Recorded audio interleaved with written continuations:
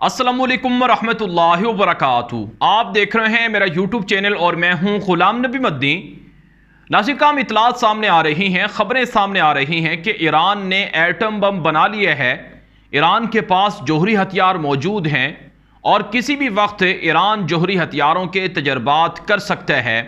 Iran एटमी धमाके भी कर सकता है और ईरान और इसराइल के दरमियान अगर जंग शुरू होती है तो ईरान जोहरी हथियारों को, एटमी मिसाइलों को इसराइल पर गिरा भी सकता है, मार भी सकता है। ये रिपोर्ट्स मौसूल हो रही हैं।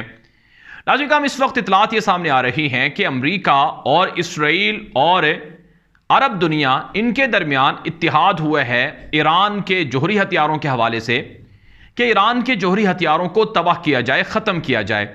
तो इस सिलसिले में अमेरिका ने जिम्मेदारी सौंपी है इसराइल को कि इसराइल ईरान पर अटैक करके, हमला करके ईरान के जोहरी हथियार तबाह कर दे। नाज़रीन, आप ये जानते हैं अच्छी तरह से कि ईरान और अमेरिका और यूरोप के दरमियान एक जोहरी डील हुई थी 2015 में ओबामा दौर के अंदर, और इस जोहरी डील के अंदर यह तय किया गया था कि ईरान एटमी हथियार नहीं बनाएगा, यूरेनियम की उतनी ही मिकदार अपने पास जमा करेगा जितनी की तवानाई के लिए ज़रूरत होगी, उससे ज़्यादा यूरेनियम नहीं रखेगा। और फिर डोनाल्ड ट्रंप का जब ज़माना आया 2016 के बाद, तो डोनाल्ड ट्रंप ने ईरान के साथ जो साबिक हुकूमत की डील थी उसे ख़त्म कर दिया, ईरान पर पाबंदियां लगा दी, ईरान के खिलाफ ऐसे ऑपरेशन किए जिसमें ईरान के जर्नैल भी मारे गए। जैसा कि अभी रिसेंटली इंटरव्यू सामने आया है डोनाल्ड ट्रंप की हुकूमत में जो वजीर खारजा थे माइक पोम्पियो, उनका इंटरव्यू सामने आया है जो अल अरबिया पर नशर हुआ है। उसके अंदर यह कहा गया है, माइक पोम्पियो ने यह बात कही है कि हमने ईरान के जो मशहूर जनरल थे कासिम सुलेमानी, जो कुद्स फोर्स के सरबराह थे, उनको हमने बगदाद के अंदर इसलिए मारा क्योंकि जनरल कासिम सुलेमानी अमरीकियों को कत्ल करने का मंसूबा बना रहे थे। जनरल कासिम सुलेमानी 500 से ज़ायद ऐसे अमरीकी थे जो गल्फ़ के अंदर और इराक वगैरह के अंदर मौजूद थे, जिन पर हमला करके जनरल कासिम सुलेमानी उन अमरीकियों को कत्ल कर सकते थे। इस वजह से हमने जनरल कासिम सुलेमानी को मार दिया। यह माइक पोम्पियो ने एतराफ़ किया है। तो बहरहाल जो ट्रंप का दौर था वो ईरान और अमेरिका के दरमियान काफ़ी तनाव का बायस रहा और ईरान और अमेरिका के दरमियान कशीदगी चली। और अब जब से जो बाइडन की हुकूमत है, तो जो बाइडन इंतज़ामिया ईरान के साथ पिछले 1.5 साल से जोहरी डील को ज़िंदा करने या उसे बहाल करने के लिए, उसे रिस्टोर करने के लिए बातचीत तो कर रही है, लेकिन ये बातचीत भी किसी नतीजे पर नहीं पहुंची है। और अब जो इतलात हैं कि ईरान ये कहता है कि अमेरिका जोहरी डील में संजीदा नहीं है और अमेरिका और यूरोप ये ईरान को लॉलीपॉप दे रहे हैं, लिहाजा ईरान अब इनके साथ बातचीत नहीं करेगा। ईरान अपने एटमी हथियार तैयार करेगा, एटम बम बनाएगा, जोहरी हथियार बनाएगा, मिसाइल बनाएगा और तजर्बात करेगा। लेकिन दूसरी तरफ ईरान के ऊपर इल्ज़ाम है अमेरिका और यूरोप की जानिब से कि ईरान बात नहीं मानता है और ईरान संजीदा नहीं है मुज़ाकरात में। नाज़रीन किराम, इस बात की दलील ये भी है कि पहले इंटरनेशनल जोहरी एजेंसी है जो जोहरी ममालिक की तवानाई की चीज़ों को मॉनिटर करती है और जो जोहरी तवानाई के हुसूल के लिए जो पुरअमन टेक्नोलॉजी है, प्लांट्स हैं, उनकी मॉनिटरिंग करती है।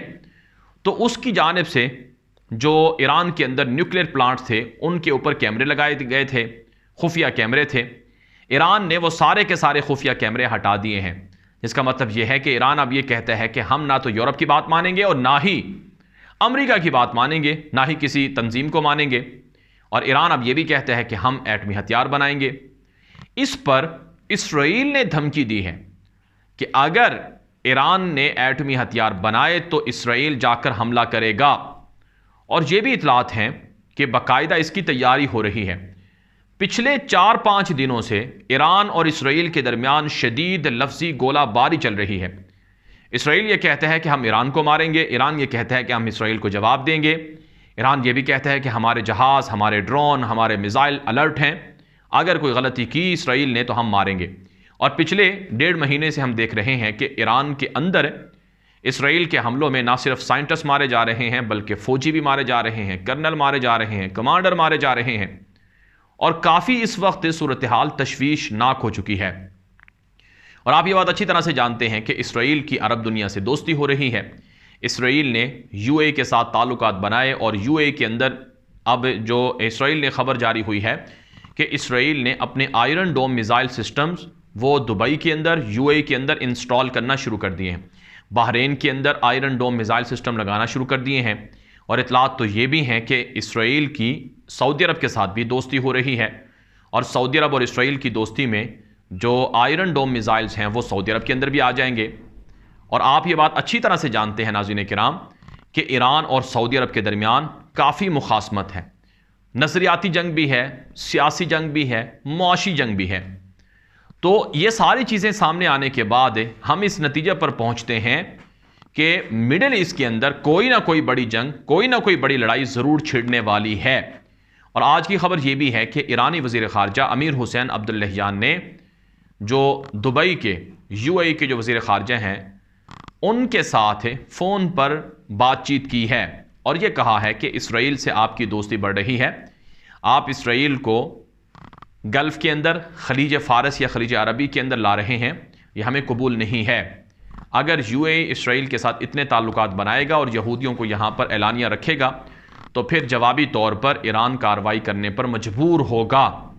इसके जवाब में मुत्तहदा अरब इमारात के वज़ीर ख़ारजा ने कहा कि आपको घबराने की ज़रूरत नहीं है, हमारी दोस्ती सिर्फ तिजारत के लिए है और हम एक दूसरे के साथ तिजारत कर रहे हैं, दिफाई मामलात में पुरअमन जो मुआहिदे हैं वो कर रहे हैं, लिहाजा आप ना घबराएं, आपको परेशान होने की ज़रूरत नहीं है।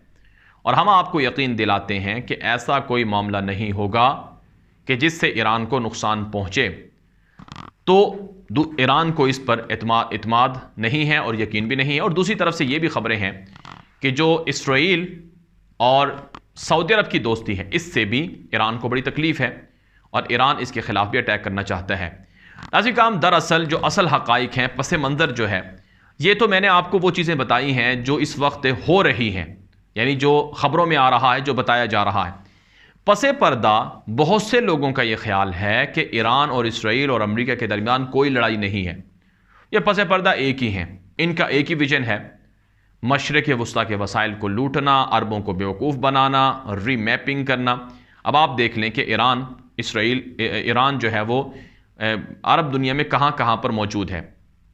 ईरान शाम के अंदर भी है, ईरान इराक़ के अंदर भी है, ईरान लबनान के अंदर भी है, जॉर्डन के अंदर भी है, और इसी तरह से बहरीन के अंदर भी है, कुवैत, कतर, सऊदी अरब, यमन, यहाँ तक कि अफ्रीका के कई ममालिक, नाइजेरिया, सोमालिया, इन तमाम जगहों पर ईरान की प्रॉक्सी वार चलती रहती है और ईरान का कंट्रोल रहता है।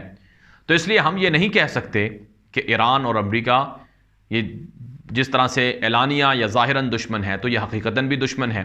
इसलिए बहुत सी लोगों की राय ये है कि ये सारा खेल और ड्रामा है।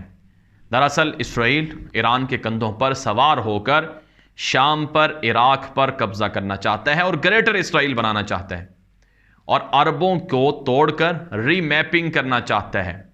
सऊदी अरब के कम अज़ कम 2 टुकड़े, मक्का मदीना अलग और बाकी का सऊदी अरब अलग।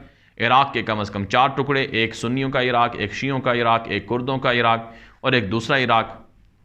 और इसी तरह से शाम की तकसीम और इसी तरह से यूएई की तकसीम। तो ये वो सारे मंसूबे हैं जो दज्जाली ताकतों के खुफिया मंसूबे हैं, तागूती ताकतों के खुफिया मंसूबे हैं जिन पर अमल हो रहा है। तो इसलिए मुसलमानों को कहा जाता है कि वो इससे धोखा ना खाएं। लेकिन बहरहाल नाज़रीन किराम, ईरान की वजह से शाम के मुसलमानों का खून बहा है, इराक़ के मुसलमानों का खून बहा है। अगर वाकई ईरान इसराइल को अपना दुश्मन समझता है तो वह मिसाइल मारे अपने वहाँ पर इसराइल के अंदर। आज तक कोई मिसाइल नहीं मारा गया है। अगर वाकई इसराइल से इतना ही ख़तरा है तो जो गज़ा पर अभी 2 दिन पहले भी बमबारी हुई है, रोज़ाना हमले होते हैं, उसका जवाब ईरान क्यों नहीं देता है? तो इसलिए मुसलमान अक्सर और बेशतर स्कॉलर्स, उलमा, मुफक्किरीन, माहिरीन इसको एक धोखा करार देते हैं और इसे मुसलमानों के लिए ख़तरा करार देते हैं कि ये मुनाफ़िकत है और धोखा है। लिहाजा मुसलमानों को ख़बरदार रहना चाहिए। बहरहाल नाज़रीन, ये वीडियो दोस्तों के साथ नशर कर लें ताकि वो भी मालूमात हासिल कर सकें। अपनी राय कमेंट के ज़रिए से, व्हाट्सएप के ज़रिए से दे सकते हैं और हमारे ग्रुपों में शामिल हो सकते हैं। और आपसे गुजारिश है कि ये वीडियो दोस्तों के साथ नशर इसलिए करें कि वो हमारे यूट्यूब चैनल न्यूज़ की दुनिया को सब्सक्राइब कर लें। अब तक के लिए इतना ही इजाज़त दीजिए। अस्सलाम वालेकुम वरहमतुल्लाहि वबरकातुहू।